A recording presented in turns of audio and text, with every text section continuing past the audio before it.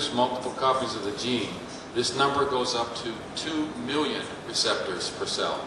So there is a 2 log increase in the amount of receptor.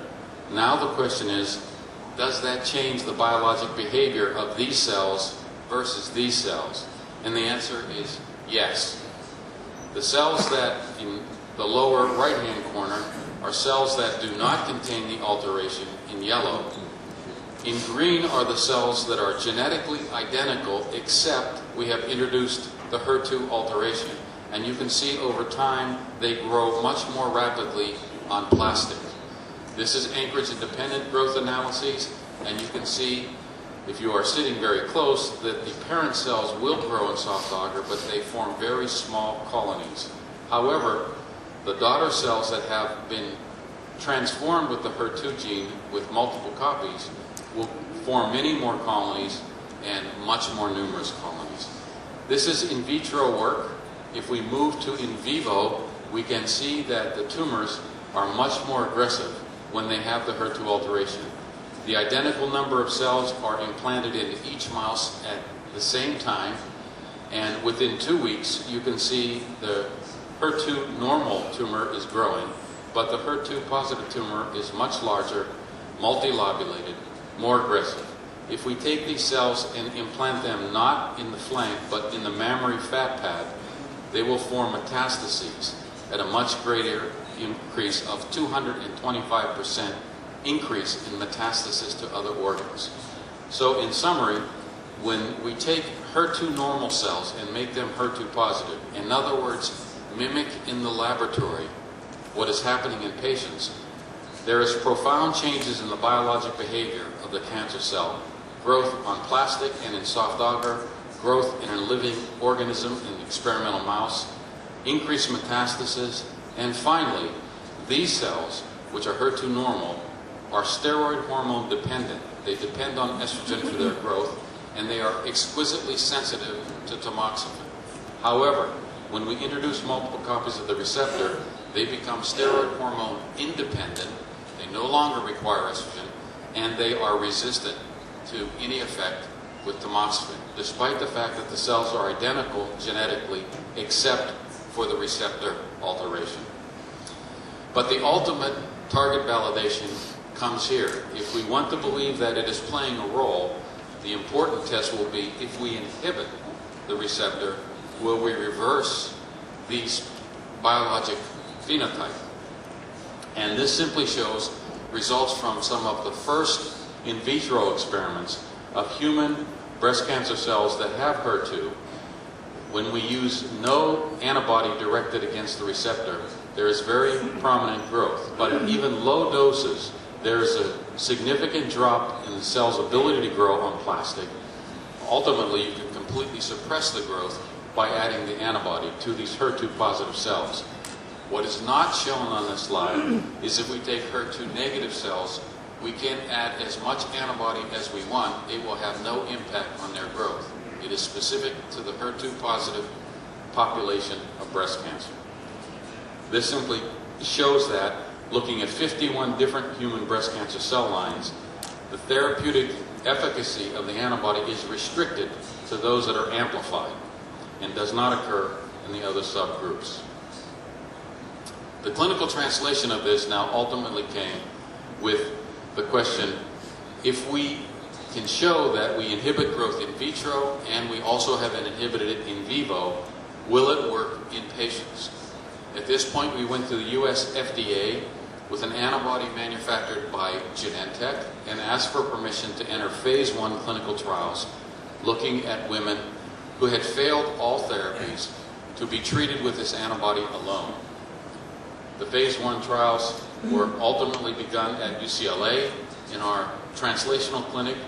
20 women entered the initial phase 1 study at doses less than we gave a mouse because we did not know what the safety would be and we were looking for toxicity, up to the maximum dose of 500 milligrams per injection. The reason we stopped at 500 milligrams was not because we saw any toxicity. At all doses there was no toxicity, but we had saturated all the receptor in the body, including maximally saturated the receptor in the tumor. In this first phase 1 trial, there were 2 patients who had what appeared to be a response, which gave us a lot of enthusiasm for pursuing further. Ultimately, this went on to phase 2 trials, and finally to the registrational phase 3 trial that was mentioned earlier, that was first reported in 1998 at ASCO. In this trial, we had shown safety of the antibody in phase 1 and phase 2 studies. We had shown modest efficacy, and so the FDA allowed us to move this therapy to first-line metastatic disease when the patient first presented with metastasis.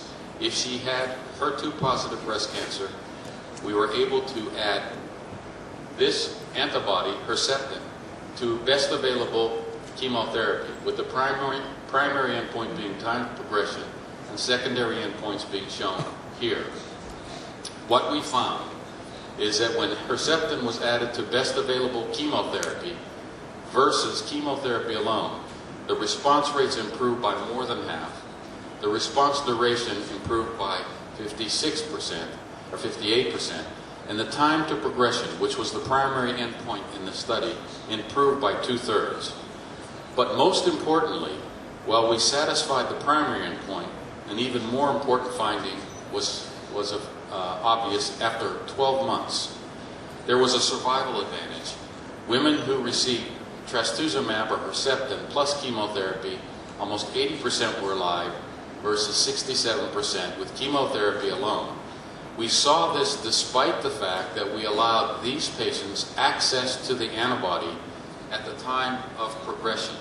And as you may know, when you're looking for a survival endpoint, this will bias the trial against your new therapy.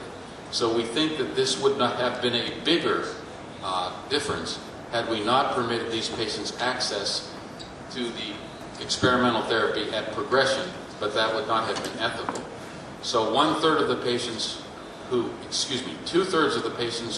were in this arm with chemotherapy alone, at the time of their disease progression, elected to go on to the antibody.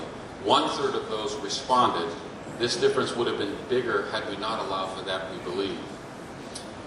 The only toxicity we saw in the phase 3 trial, which was not apparent in phase 1 or phase 2, was when we added Herceptin to anthracycline-based regimens, AC here, we had a significant increase in the anthracycline-mediated cardiotoxicity. We saw this also when taxanes were used, but all of these patients had had prior anthracycline therapy. So we believe it's a recall phenomenon, and new evidence shows that this is linked to the anthracycline damage on the heart, which Herceptin seems to magnify. So that led us to the trials that were presented most recently 2.5 years ago that asked, if we move this therapy now up to initial therapy, adjuvant therapy, can we do better still? This is another example of combination chemotherapy improvements. The improvements here are about 2%. We can show you multiple figures that have gone over the past 4 to 5 decades, and as I've said, we have not made significant improvements beyond what Gianni Bonadonna showed in the early 1970s, that adjuvant therapy with CMF could improve outcome. So these are the kinds of things that we have been used to looking at.